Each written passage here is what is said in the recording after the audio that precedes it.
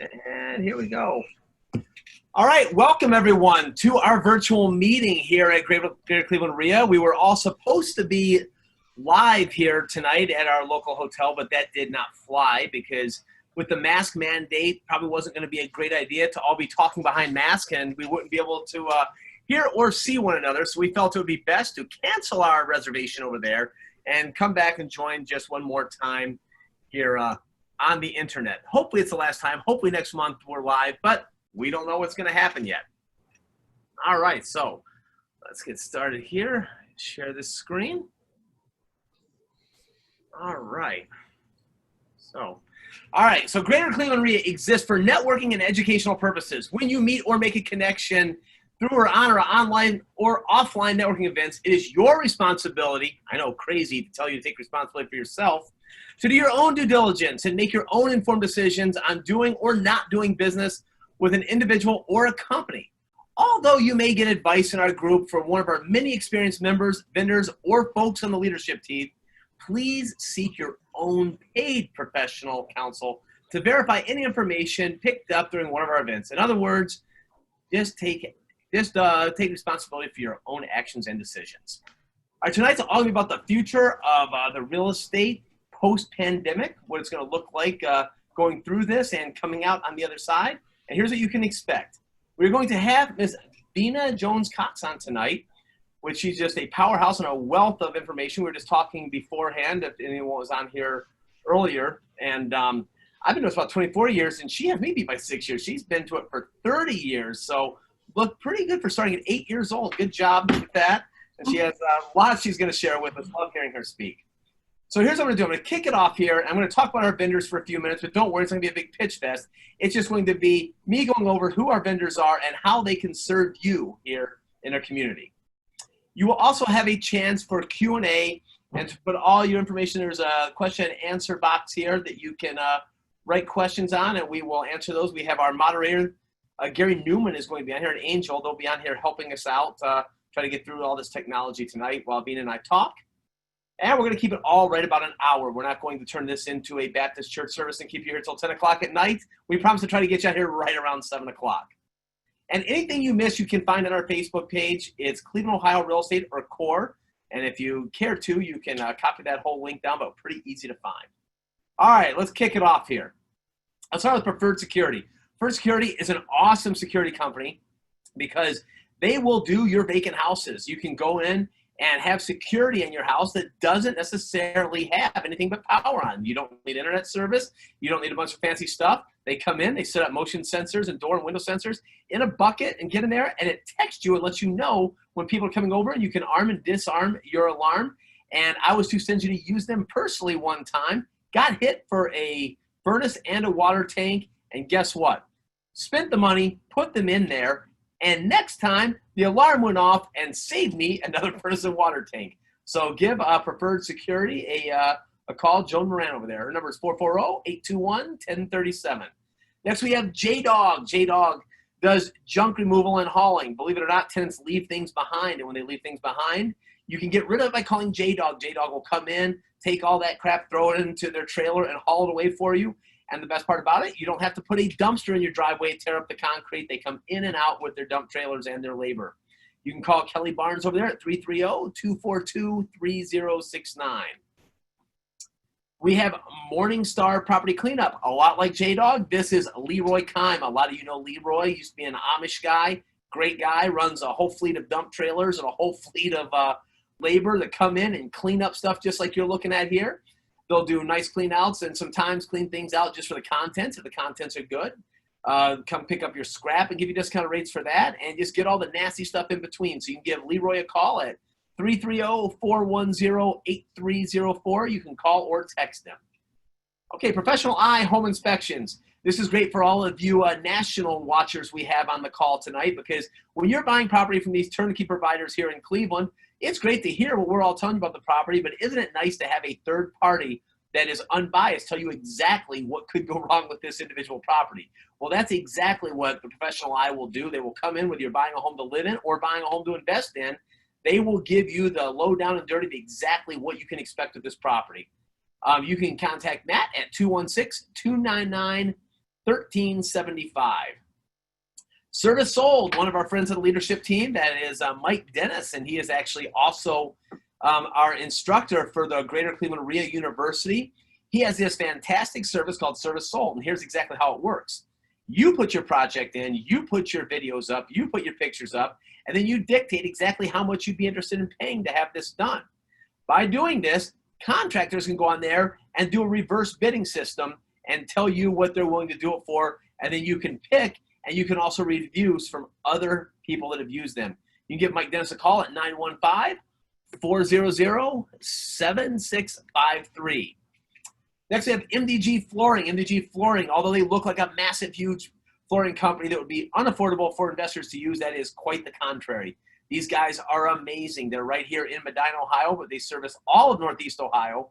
And the cool thing about it is they deal with all the drama so you don't have to. Think of all the times you're hiring the flooring guy, they're coming out, they're complaining that their truck broke down, things happen.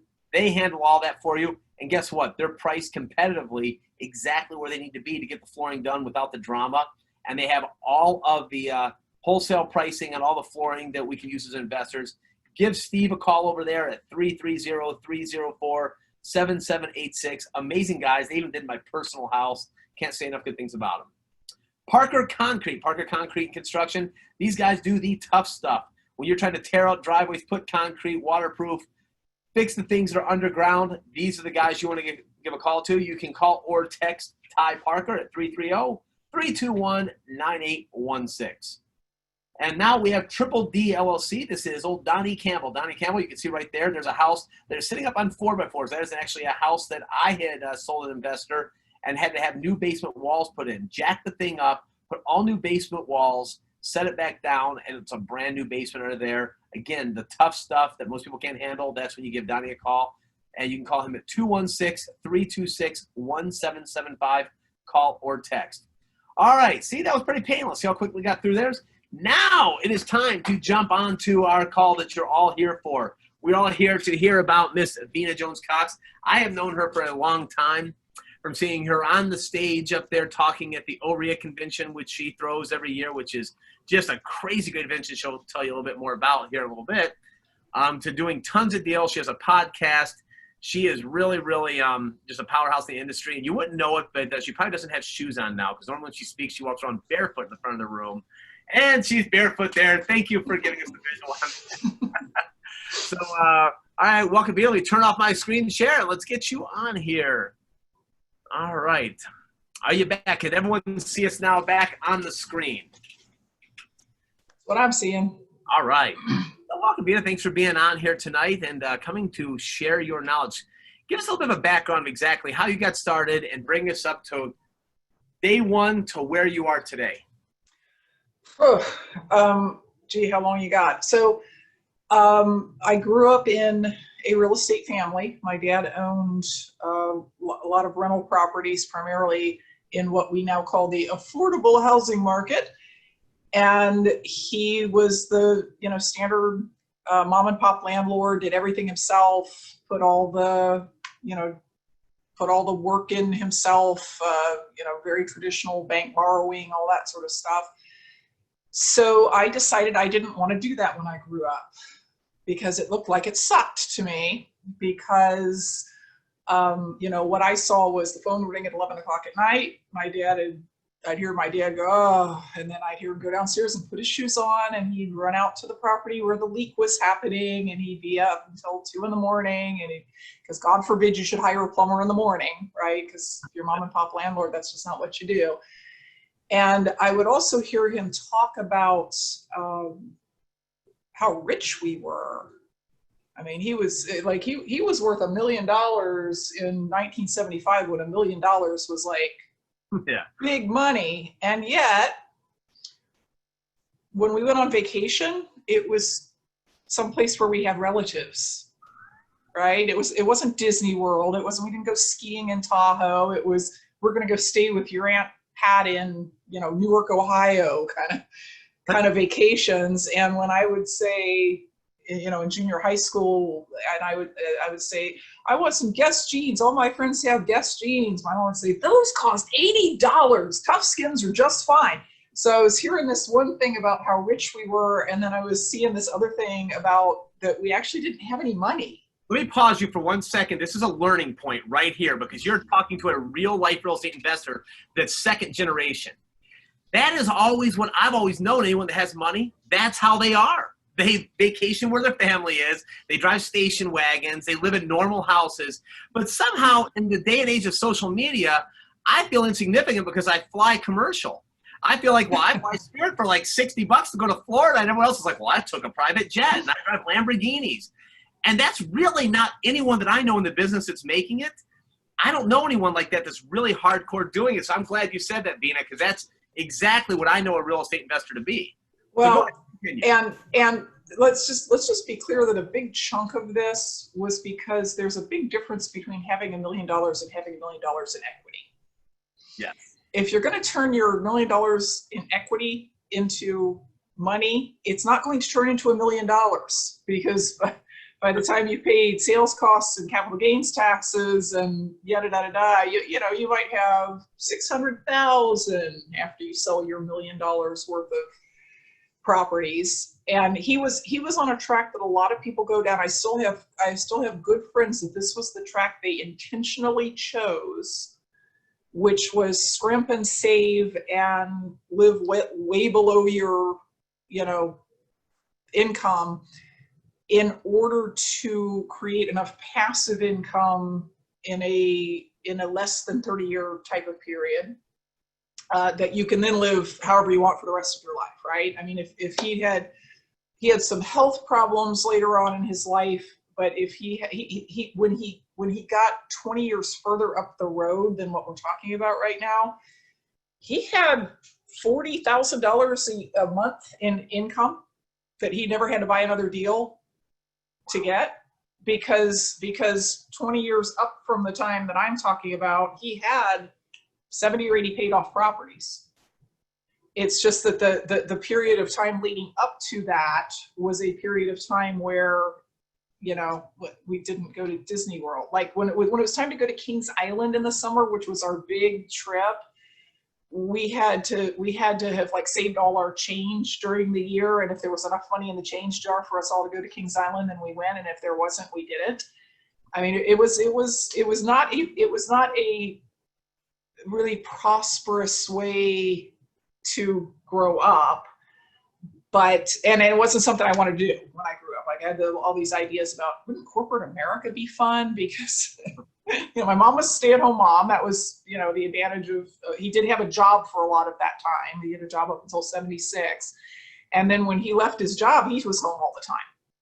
So I didn't really I saw corporate America on television. So fast forward to me graduating from college, and I decided I was going to go to work for Procter & Gamble because, big Fortune 500 company here in Cincinnati. I wanted to be in marketing because that just sounded super exciting. And I did get I got a job with them. I had to do it through a temp company because that's how they were hiring people back then, was you had to spend 6 months with them as a temp and then they'd hire you away.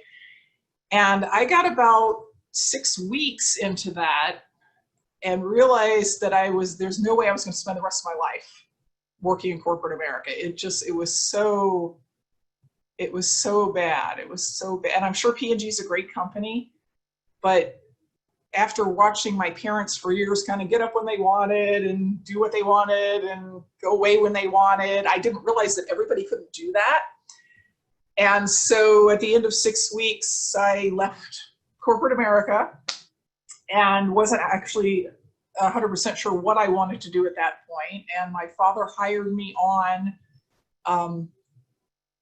That's not really exactly what happened. What happened is I called my mom and I said, well, I'm not going back to P&G on Monday. And 2 hours later, my dad called me and he said, so I hear you don't have a job. My secretary just quit and you need to come work for me for a while. And I was like, okay, but it's just temporary till I figure out what I want to do. And that was in 1989. So worked for him for about 2 years and discovered during that time by going to RIA meetings that there were people doing things other than what he did. Like there were other strategies in the world other than buy it, fix it, refinance it, pay it off over 30 years, go do it again.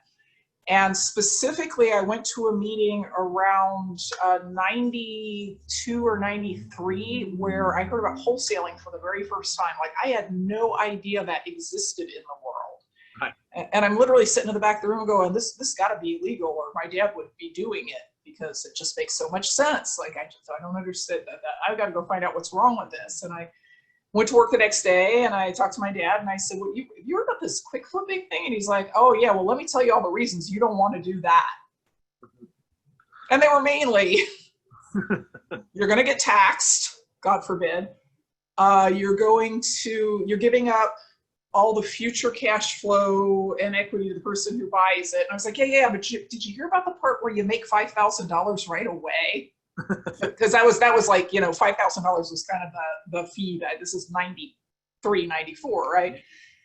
And I said, well, I want to do it, because he was paying me $18,000 a year, which was not good money even in 1990. Well, it was, I'm only going to give you $18,000 a year, but look at all this money you're creating that you're going to inherit someday. Now, my dad died in April at the age of 92. If I had waited to inherit that, well, a couple of things would have happened. Number one, because he got Alzheimer's in the last 10 years, it was like a lot of that estate dried up. I think my mom owns 5 or 6 houses right now. And number two, I would have split it with my 4 brothers and sisters who weren't doing anything about it. So I basically said, look, I want to wholesale. And he said, well, you can't do that and work for me both. And I said, well, since I can do 3 wholesale deals and make as much money as I'm making working for you, I think I'm going to quit. And I started wholesaling about that time, and been doing that ever since, as well as I still own rentals. I still do lease options. I'm not stupid. Like, wholesaling is a really good strategy for current lifestyle. It's not a good strategy for long-term passive income. So I sort of use the wholesaling to, eat at the restaurants I want to eat at and go to the places I want to go, and pay off the rentals faster and not have to live off the rental money, because, so it's nice to just be able to sock all that away for reserves. And got very into creative finance during that time as well, because going back to when did I start, interest rates at that time were 16.5% adjustable rate, and that was down. Like, if I'd have gotten started 3 years earlier, they would have been 21% adjustable rate. So the only way to buy stuff to hold on to and have it cash flow was seller financing. So learned a lot about that. Been doing actually, multiple things involved in real estate ever since then. I, have the CORE group, which is the sister group to Greater Cleveland REIA that's in Columbus. And I've also been involved in the sort of leadership of Cincinnati REIA for many years. I have the radio show that you referenced as a, what did you call it? You called it a podcast. It's a actual radio show on the air that I've been doing for 22 years now. So, like, my whole life is, I eat, sleep, and buy houses and talk to people about houses. Yep, exactly. I feel the same way. If I know about real estate, and outside of that, I don't know much about anything. So now bringing us forward, now it's funny you talk about the REIA meeting. That's where I learned about wholesaling as well, was at Akron Canton REIA back in '97. I found it, and I learned about wholesaling there. I was like, oh my gosh, it's the greatest thing. It's like a gateway drug to what we do. But so I feel you on that. So let's talk about how is this going to affect us now with this whole COVID thing? Okay, so we're here to sort of forecast what might happen in the market, what's happening now and what might happen over the next year or two. I want to really encourage attendees that if you have any specific concerns, like if you're sitting there not doing anything because you're thinking, well, what if this, or I bet this is happening, or whatever, please put them in the chat, because I know what concerns me, and Rob knows what concerns him, but we don't know what concerns you. And if you will just say, this is my biggest fear, we can talk about it. But if you don't say that, we're just going to talk about what we want to talk about instead of what you want to talk about. So I can tell you in my business, COVID has had minimal negative effect.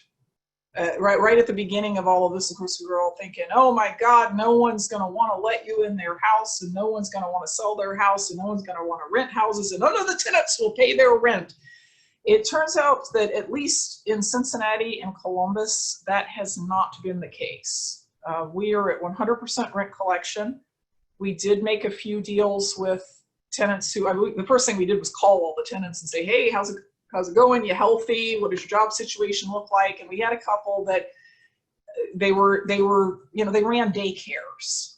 And so they were basically just closed down, and their checks hadn't come yet. So we cut some deals in the first month or two with some of those folks, but we've rented 4 or 5 units since all of this started, zero problem finding people.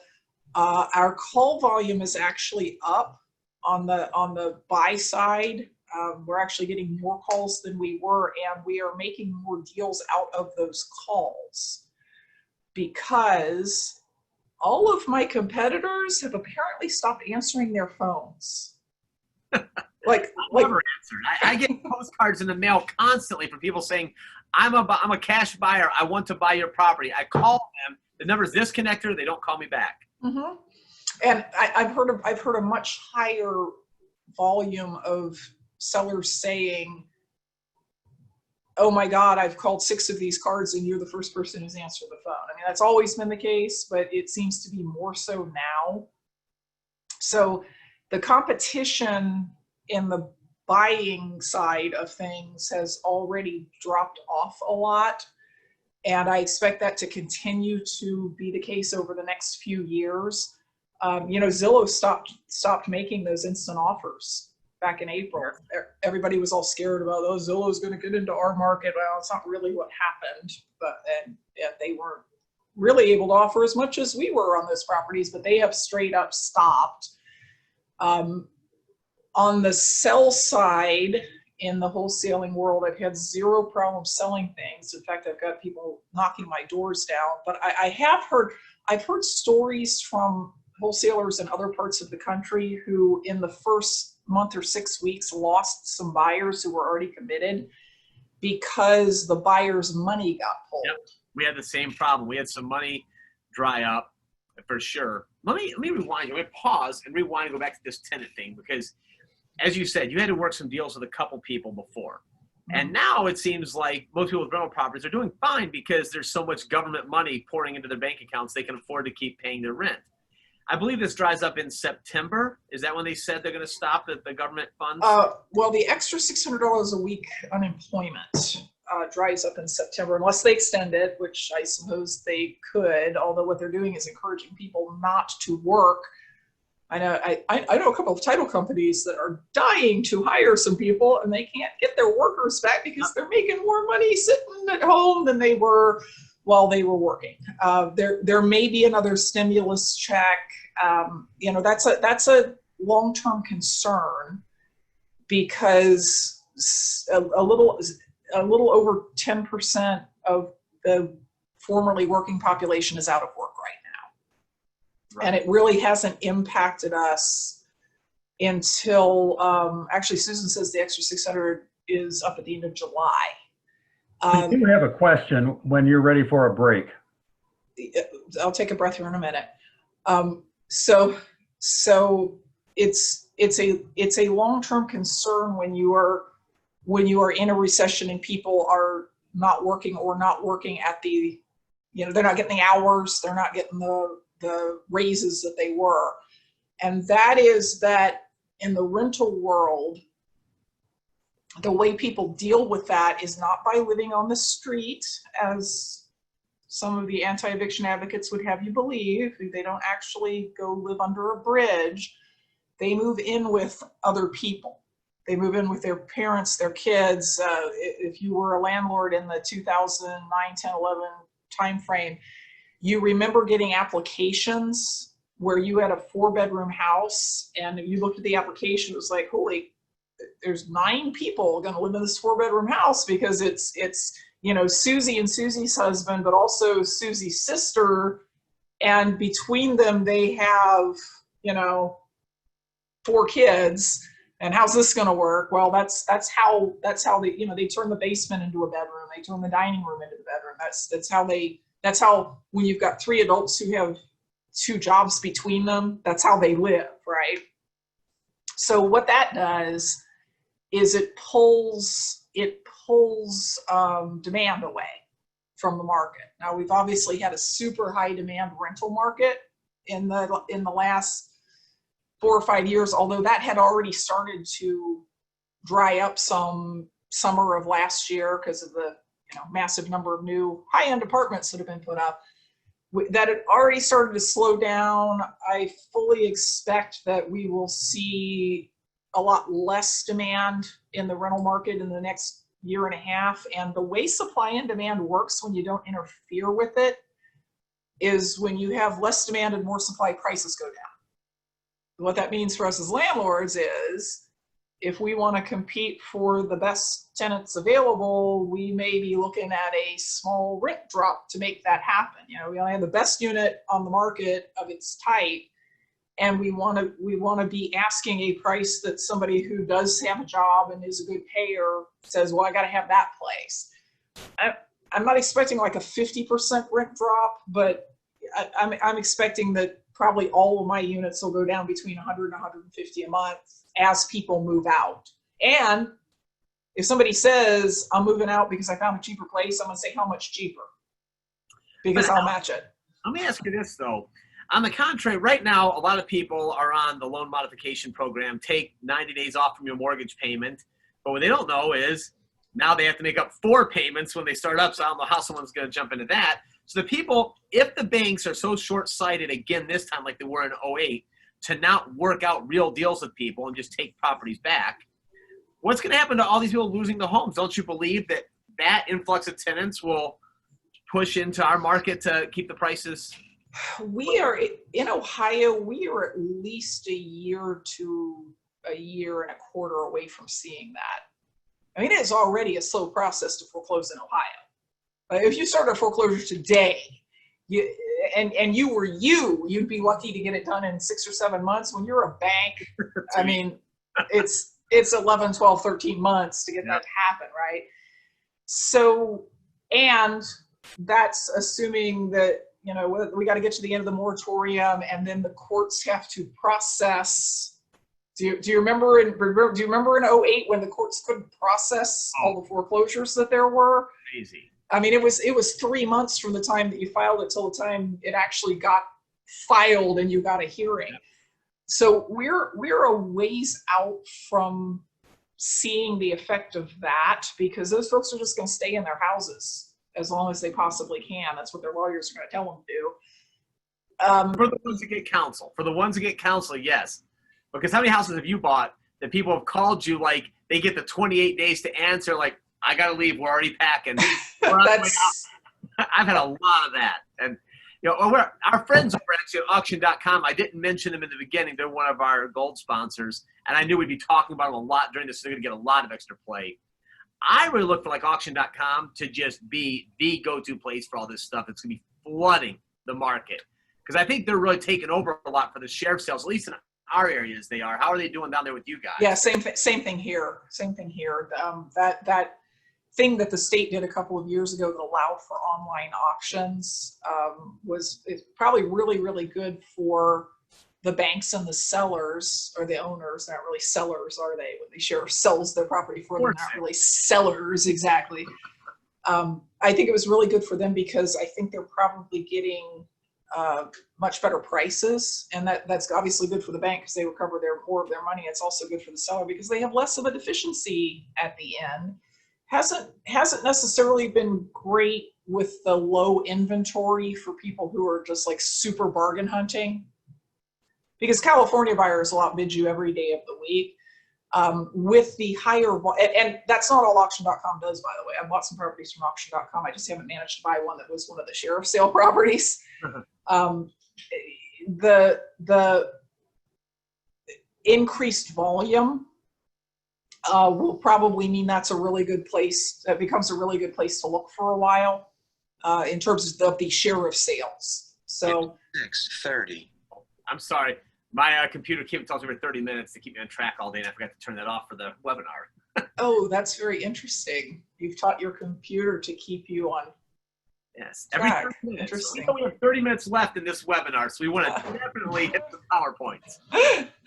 Okay, so yeah, if we're talking about what's going on right now, I would say that the thing that has surprised a lot of people is that prices have maintained, and in fact they're still going up a little bit. I mean, they're up, probably 2% since the beginning of the year.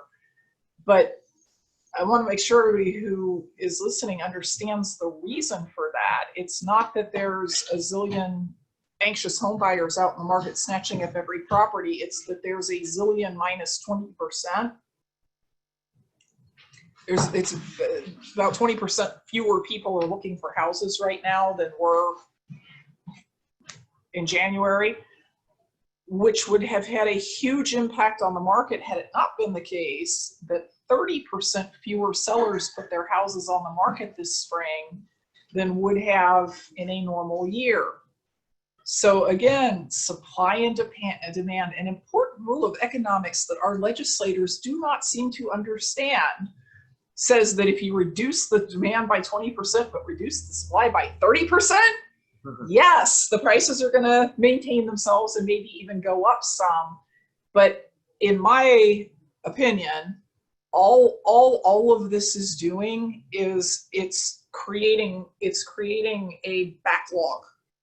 The delaying the foreclosures, what's that doing? It's creating a backlog that will all come home to roost all at once. Keeping people in their houses, what's that doing? It's creating a backlog of sellers who want to sell, need to sell, but haven't been putting their properties on the market because of fear of COVID. Now that's all, every statistic we read, everything that gets printed in the paper, it's all about the retail market. It's not about the market that we live in, which is more the truly motivated seller of the not retailable, it's not a property that they could just put on the market and sell. So I will say again that despite all of this news about how, market's moving faster than ever, there have been, days on market or even lower, that's not my seller. My sellers, I'm finding plenty of them. I've got 6 properties under contract right now. My biggest problem has been title searches. It's been getting the title work done in a reasonable period of time. And God help you if you run across a property that has an owner with a common name where the title company has to check with the state to see if it's that Jim Johnson. Don't tell me that. I have a house right now with 48 liens, the last name Smith, and they're checking with the state. So I'm like, I think it's going to close for a couple weeks. It's taking the state 2 to 3 weeks to respond to those. So get an extension. Yeah. Oh my gosh. That's bad news for me today. So where do you think it was going to happen with the people that are buying the flip right now? The people that are buying a fix and flip to kick it down the line, do you still think they're safe to be buying fixer-uppers to take them retail? And when do you think the retail rush is going to be over? If they can get it on the market and sold in 2 to 3 months, I think they'll do great. Yep. Beyond that, I can't predict right now. Beyond that, I mean, obviously the biggest impact of a property or the market that's got an oversupply of houses is on the retailers. Yeah, exactly. And that's the same thing I said. I said, you need to get in and out of stuff by the end of the year. If you're going to be buying and fixing something, you don't want to carry it into the springtime because I think it's going to be a whole new ball game. It could very well be. And we had a question. Somebody, was it Gary, said that there was a question that we needed to answer? Yeah, we have several questions. The first one is, several minutes back, you were talking about deals you made with tenants. What did the deals look like? 2 of them, we just straight up said you can pay half rent in April. Period. Like man, you're, all of a sudden you got 5 kids at home to feed and used to eat at school, and you don't have, you obviously can't open your daycare business, whatever, half rent, April only. We made a deal with one tenant who had applied for unemployment, but for some reason that was super slow for some people. It was almost instant for some, and it was super slow from some. And we said, okay, look, no late fees, you know, pay 200 now because that's what you got, pay the rest when you get it, and then let's get back on track. But we're basically not charging late fees for anybody who actually has a reason that they're not paying. We have the usual slow tenants who were slow in 2018 and 2019, and guess what? They're still slow now. And we're really trying to work with people, but we have a rule that is basically, if you aren't going to work with us, we're only going to take it so far. We've got a tenant who they had gotten 2 months behind. They were already kind of getting toward a month behind because they were slow pays. And they got 2 months behind, and we put them with a church that had money. We put them with the county that had money to give them, and they wouldn't do anything. They wouldn't pick up the phone and make a call. And we finally said, here's your eviction notice. We've done everything we can to help you work it out. And weirdly, once they got the eviction notice, they figured it out. Good. All right, we have a comment and then another semi-comment. The first one, extra 600 dries up end of July. And then the next comment is, my biggest fear is that I can't find contractors because they all want to be staying at home and collecting $600 a week. Yeah. But $600 a week plus the regular unemployment. This isn't just like $600 a week. This is. He actually does say plus another 400 in unemployment, so it's $1,000 a week. Yeah. Yeah, the contractor supply has been a huge issue that nobody has talked about too much, other than to say, oh man, trying to get good contractors anymore. That's been the case for 4 or 5 years. That it's been harder and harder to find contractors. And guess what? Law of supply and demand means that, yes, the ones that were out there charge more money. I really expect that to loosen up a lot 6 months from now. But the general contractors I know are all saying we're booked out 4 months, 5 months, 6 months, because the jobs we really like to do, which are not for us, they're for homeowners who have a $25,000 budget for their kitchen. Yep. They're like, we got these P&G couples. It's pretty common that both people in Cincinnati work for P&G, and they're working from home, and they're not going on vacation, and they're not buying cars, they're not buying boats, so they're fixing their house, they're redoing their houses. And we've got those things, you know, we've got $25,000, $50,000, $75,000 kitchen and bath remodels lined up for the next 6 months. So that has not eased. It maybe has gotten a little worse, but I expect that it will ease. You know, the question is, I don't know who asked that question, but did you have a team to start with, or would you be starting from scratch building one if you were to get in the market right now? Because there's a big difference. I can still get all my guys to show up. If I were starting from scratch to try and build that team, I think I might have a hard time right now. It is challenging. I mean, I always look at the ones that are cool with you during times that you need them, because I know they're going to need me at Christmas time. I know they're going to need me in November, December, when things are real slow, people aren't paying, and we have the work. And I have some that have dropped off that I'll remember that come the holidays, and I'm not going to use them as much if I can help it. But most of them are pretty good. Like you said, they'll come back and they'll work for us and work for us lowly investors instead of putting in the $25,000 kitchen. Yeah, I mean, really, I don't know about your business. I don't do a lot of full-on rehabs. I mean, obviously, if you're in the real estate business, you're in the rehab business whether you like it or not, because you've got turnovers and you buy a rental and you've got to get it stabilized and things like that. I find that most people in our business are working with what a friend of mine who's a general contractor calls scratch and dent contractors. I mean, you're not going to get the guy who puts drywall in new houses for anything that you can afford, because that's a union guy, and he's used to making $50 an hour plus 401k plus health insurance, and those economics don't work in your 60-year-old house that you're trying to get one room drywall. You know, we end up with the people who, yeah, every once in a while they're not only not going to show up to work on Monday, they're going to call you on Monday morning and ask if you can post bond because they got in a bar fight over the weekend and they got arrested, and then they're going to have a court date. And, you know, there's some of that it's just part of the business. You know, obviously you don't want people who are on heroin and stealing your tools and, you know, drunk and falling off the roof and stuff like that. But the guy with, we actually had a guy over here doing our kitchen and bath at my house. And this guy was tatted from toenail to hairline. And I mean, he had tattoos down his neck and everything. And that guy can't get a job on the crew that goes into the $1 million house and does a $75,000 kitchen. It's fine with me. You know, I don't care about your tattoos. Sure, come on in. You can do a kitchen. Absolutely. So I don't know if folks who have not done rehab think that they're going to hire the people with the fleet of trucks with their names on the side, but that's not really who we work with in the rehab business in our world. Yeah, exactly. So we've hit now with the rental. We think we'll be okay. We might drop a little bit in rents unless we're Section 8, which we didn't touch on Section 8, where you think that's going.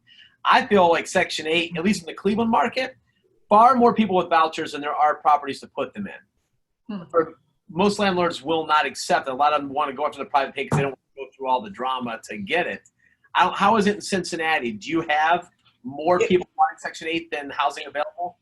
Yes. And it's because you said drama like we were all being drama queens, like we were all like, oh, I just can't. The drama is here.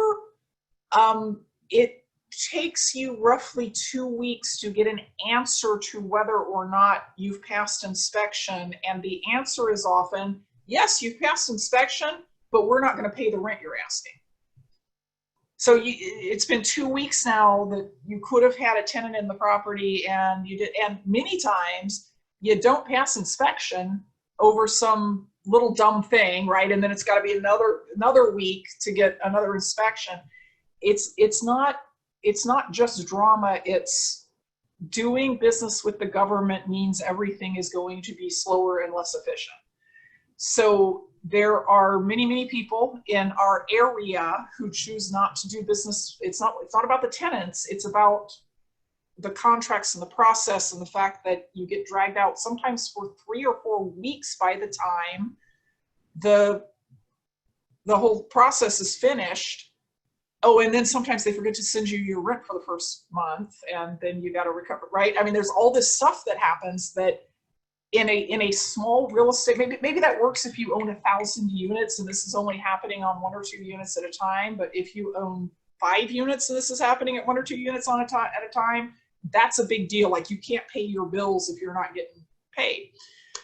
In the city of Cincinnati, it is illegal to not accept Section 8 vouchers if the people otherwise, pass your tenant process, your application process. I'm right. really surprised. I'd be really surprised if that wasn't true in the city of Cleveland. Probably is. Yeah. So people who have properties outside the city are much more able to choose whether or not they decide to do business with their government than people inside the city. But yeah, there's absolutely, we in our properties outside the city, we say we don't take Section 8, and we still get, every time we've got a property on the market, we still get 5 or 10 calls from people just basically begging us to take it anyway. And we say, you know what, you sound like a really great person, you sound like you'd be a really great resident, but you need to call Section 8 and tell them to streamline their process. The worst I've failed for so far was the toilet bowl plastic covers that go over those. They failed us on. Oh, the little nuts. A little plastic thing goes over the nuts, and I'm like, I need to go home and look in my bathroom to see if they're on mine. I never really paid attention. I had them, but it's like I never thought that was a big safety hazard not to have that. Yeah, that's a big safety hazard because you know how often you stick your foot behind your toilet. Right. So Jeez. it's the crazy stuff like that. So, okay, we've covered the rentals. We've covered what things happen in the market. The one thing I've always said was, regardless, let's pretend that $100,000 house is now worth $40,000 because the market gets flooded with foreclosures. So I wish. I know. We don't have rentals. I always tell the people that are wholesaling to just look at it like a sliding scale. If you have yourself built in for $5,000, $10,000, it's just going to slide with that. You still are going to find the deals that are unsellable. You're just going to have to be much more liquid now to close these houses because there's going to be more of them. So let's talk about money for a minute. Where do you see the future of money in this pandemic, post-pandemic stage? Do you think hard money is going to dry up? It did in 09, right? From 07 to 09, I've never actually seen the statistic, but I am convinced that 90% of the hard money lenders in the country went out of business. They either literally went bankrupt or they lost their line of credit from Wells Fargo that they were actually using to make the loans, or they just pulled back and went into some other business. I don't think anything close to that is going to happen, because the reason that so many hard money lenders did so poorly at that time is they were making dumb loans. They didn't get that. I mean, things were definitely softening up in that field. Remember back in the day where they would only do 65% loan to value, and if that happened to be 100% of what you were paying, you still had to put 15% in it. And also they were super concerned about your credit score, and there were zip codes they wouldn't loan in. And a lot of that had loosened up a lot as of early this year, and it's come back. The lenders that are still out there lending are being super careful about the loans they're making, because they have to look at it as, what if you don't get it finished by the end of the year? And what if we own it next year? And are we going to be happy to own it or sad to own it next year? There just isn't the flood of stupid, overloaning that there was in 2007. So I don't think too many of I think some of the hard money lenders are in danger of not having as many loans to make, like maybe their profits won't be as high, but I don't think a lot of them are in a lot of danger of going out of business. So I don't think that's an issue. I think something to think about though is, last time we had a stock market crash, let's go back prior to 07 and look at 01 when the tech wreck happened. What we saw at RIA groups all over the country was that there was about a 6-month period where membership dropped because people were, it was a recession. In recessions, your competition who's not serious about really making a living this way kind of falls away. They go back and watch this old house or flip this house or whatever they do in their spare time, and they say to themselves, I'm going to wait and see. I'm going to maybe get back into the market when it recovers, which is the dumbest statement any human being ever made about real estate. If you're sitting there saying, I want to wait till the market recovers before I invest, I need you to think about what it is you're saying. You're saying, I'm going to wait for prices to go up before I start investing my money in real estate. So there's about a 6-month period where, like, you see less people at the meetings, and then all of a sudden, like, Cincinnati RIA membership probably doubled from 2001 to 2003. And almost all of the people who joined fit a particular profile that I will call stock market refugees.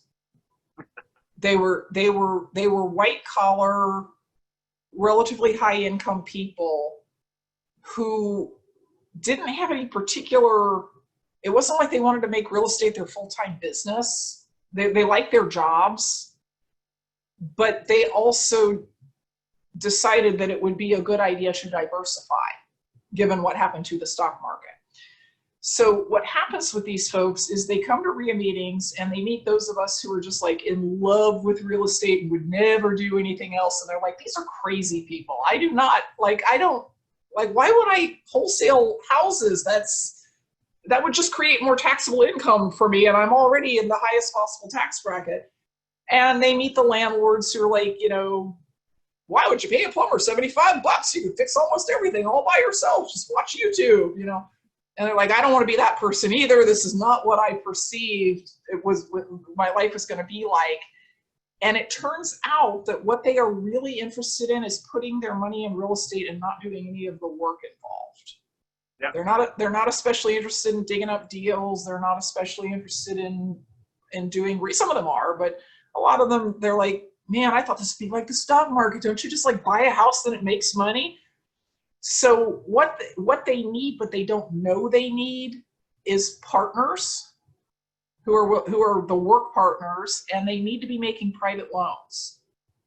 And the difference between a private loan and a hard money loan is about 4% interest. Right before I got on here, I got off the phone with somebody who I've been talking to off and on, and they were expecting to get some money from a settlement or an insurance thing or something. And I talked to him a while back, and she called me and said, I got that money and I've got $50,000 to lend. Now you said you could give me 6%, right? Because I want that 6%. And I was like, I had forgotten that I had said 6, because I usually say 8. And I'm really glad I didn't open my mouth. But I remember the conversation now, and I was thinking, well, you know, I've got all the 8% money. I've got 8% money coming out of my ears. I'd really like some 6% money. And she's just like, how soon? How soon can you invest that money so I can get my 6%? I mean, she's willing to leave it in long term too, by the way. This isn't just 6-month money or 1-year money. So you have to understand when the RIA meetings go live again, which, you know, I don't know about your group, but we're getting some feedback that says, well, I like it online because I don't have to get in my car and drive across town. The problem is, if you don't get in your car and drive across town, you can't build relationships with people like that. Right. You ain't going to build them here on Zoom. You're going to build them by hauling your butt out there, even when it's inconvenient, even when you're tired, and even when you're like, I don't even like this topic, I don't even care. That's not why you go. You go because there are so many opportunities to just get to know people and find out what they have and what you have, and is there some mesh? And if there's not, that's cool. You can still help each other with advice or whatever, or connections or whatever. But just to give you an example of how big this can get, tomorrow is the last day I have to identify properties for 1031 exchange I'm trying to complete. I found myself a property short of, I've bought 2 properties and I've spent a bunch of the money, but I've got $20,000 more to spend.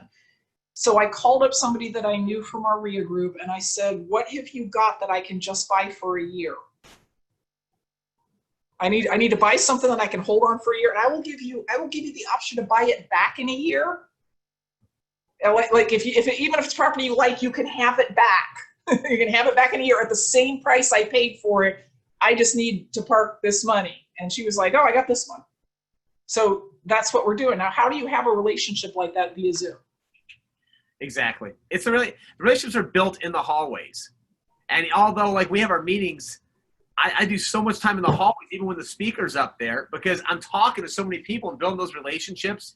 You can't. And Zoom, we will Zoom our meetings as well when we go back to the live in person, but you'll never get the same benefit. Just like your church service, going to a school, or going to a RIA meeting, it's all the same. Yeah, you're a fool if you're on the Zoom meeting because you just were too lazy to get to the live meeting. I get it if you're out of town or whatever, but if you're not there, and look, I'm an introvert.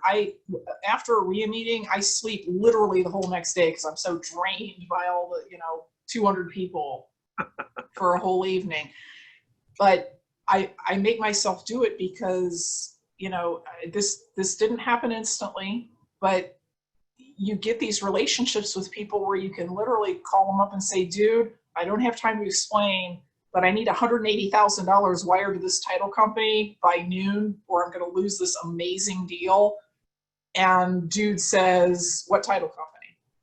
Yeah. They don't say how much do I get? Or, you know, they know you'll work it out. They know you'll be fair to them. They just do it. And it's because of the relationship, not because of like, you know, you impress them so much. It's like, you don't make relationships by trying to impress people. No, exactly. It's just our community. That's what this is all about, is a community, and just getting together, doing deals, and having the goal in mind, the same end game goal. Because at the end of the day, we're all playing Monopoly. One day we're going to take all the pieces, put them back in the box, and someone else is going to play with them. So while we're here, let's just enjoy the game together. Mm-hmm. There's our advice for today. Write that down. So, all right. So getting close to wrapping up here. Let's talk about if we're having a conversation a year from now. We've gone through, hopefully post-COVID, hopefully something cures this in the next few months, and we're talking next summer. What do you think that Vena Jones Cox will have been accomplished over the last year? What will you be doing this time next year? Buying. You sell when everybody else is buying, and buy when everybody else is selling. I put a bunch of my rentals that they're okay, but I don't love them, on the market starting last fall, because I came out to your group and said, look at the numbers, folks. The market isn't dropping, but the rate of acceleration has decreased enormously. And I took my own advice, and I said, we're probably close to the top of the market. Let me just put everything that I don't want to go into a down market with on the market. It all sold, you know, super duper fast, which gave me a bunch of cash, which is good, because now I can, you know, use it to buy cheaper properties. And when stuff starts to drop, and I don't expect like a 50% drop like we had places in Cincinnati that literally 60% drop in prices in some neighborhoods. Most of these little recessions end up being 15% if you just average out across the board, which means some people are dropping their prices 40%, and those are the ones I want. Some are dropping 3% or something. So I'm going to go on a buying spree, and I'm going to buy only stuff I love and that I want to die with.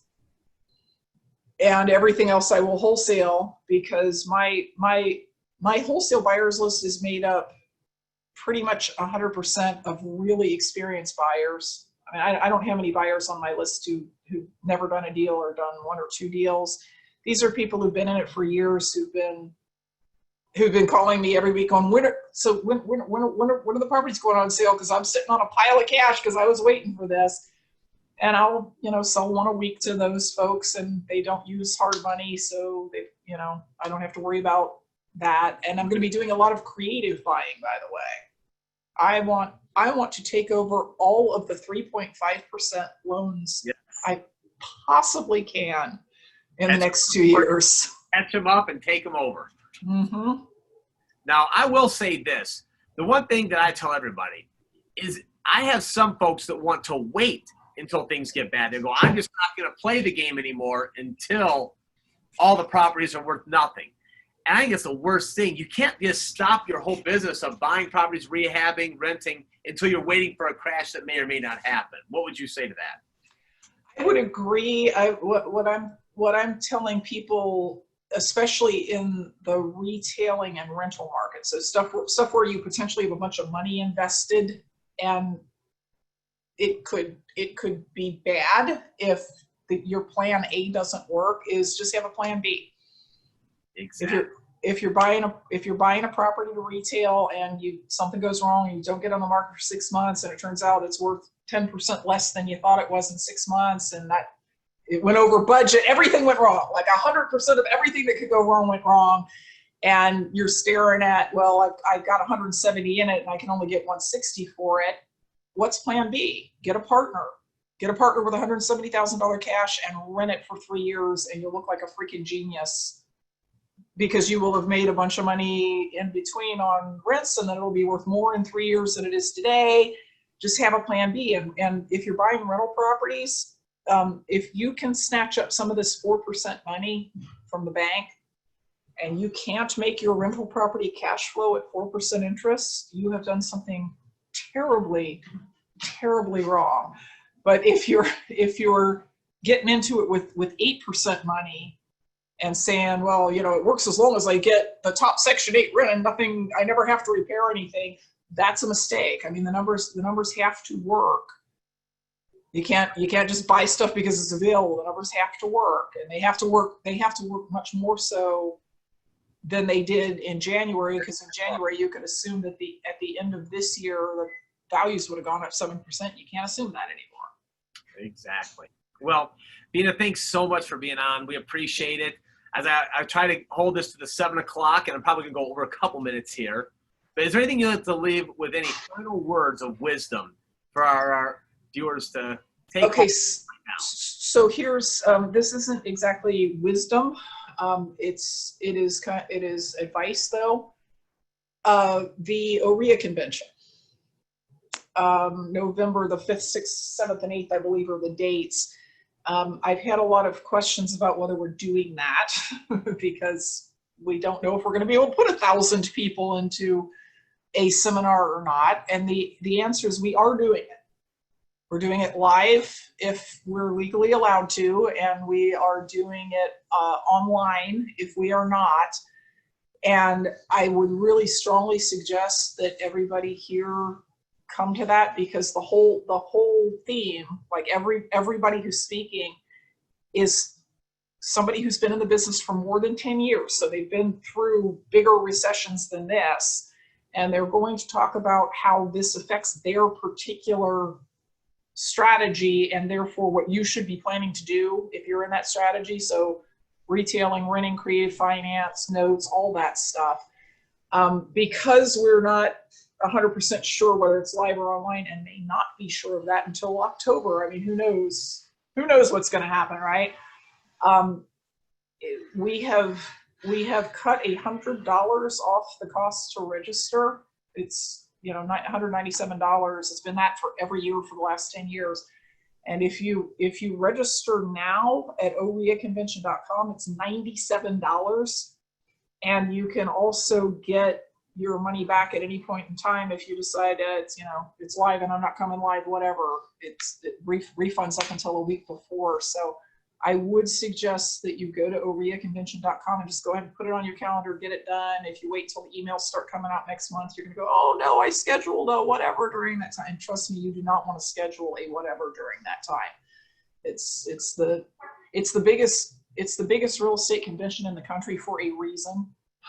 It has an amazing reputation. It's always on point to the market, and y'all need to be there. So that's oreaconvention.com. Yes, oreaconvention.com. And being a part of the Greater Cleveland REIA, we will have more opportunities to get tickets, win tickets, and to talk about it. And I've been going for years. It's amazing. The networking there, out of control, hanging out in the lobby, talking to people, because you meet people from all over the state. And the great part about it is there's times being in the Cleveland market, I'll get a deal in Cincinnati or something. I'm not buying Cincinnati, but I can pick up that phone from the network and say, Bina, what do you want to do in Cincinnati? And co-broke a deal. So yeah. The reason we really want to hold it live is because I don't know if everybody knows this, because a lot of people go to the sessions and they just sit in the sessions and they go talk to the vendors, which is great, but there are millions of dollars in actual business being conducted out in those hallways all the time. I'm always hearing about, I traded my property in Cleveland for a property in Kansas City because I'm moving out there and I didn't really want the property in Cleveland anymore, and millions of dollars in business. Well, guys, thank you so much for being with us tonight. And Bina, thank you so much for all your knowledge. We always appreciate it. And I know that I missed a lot of you gold sponsors out there because I wanted to get to a lot of nuts and bolts. But the good news is next week we have a bonus meeting. We're going to be doing a bonus meeting with Equity Trust, and we will be bringing in the rest of our sponsors to kick off that meeting. So look for details on that coming up in your emails. And we'll all look for you, Bina, at the OREA convention, hopefully live. So thanks for coming, everybody. And maybe next month, fingers crossed, we'll see you all live back at the Holiday Inn. Thanks a lot, everybody. Good night.